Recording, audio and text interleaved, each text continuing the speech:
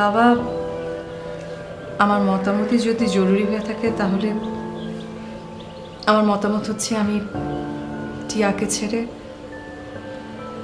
এই বাড়ি ছেড়ে কোথাও যাচ্ছি না। তোমার যেন টিয়াকে ছেড়ে এই বাড়ি ছেড়ে কোথাও না যেতে হয়, আমরা সেই ব্যবস্থাই করছি। আর সেজন্যই তোমার মতামতটা আমাদের দরকার। কিন্তু মা, এখানে মতামতের বিষয়টা আমি ঠিক বুঝতে পারলাম না।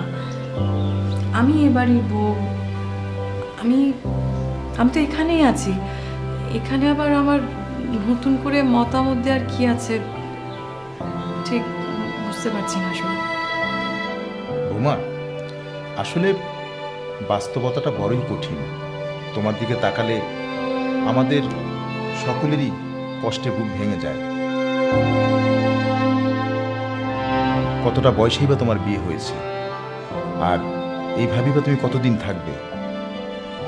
দেখো, খোকনের ফিরে আসার দিকে এখনো আমরা পথ চেয়ে থাকি। কোথায় আছে, আদৌ বেঁচে আছে কিনা আল্লাহই ভালো জানে। কিন্তু তুমি বা আর কতদিন ওর পথ চেয়ে বসে থাকবে মা? তোমারও তো একটা জীবন আছে। আমরা সবাই তোমার মুখে হাসি দেখতে চাই।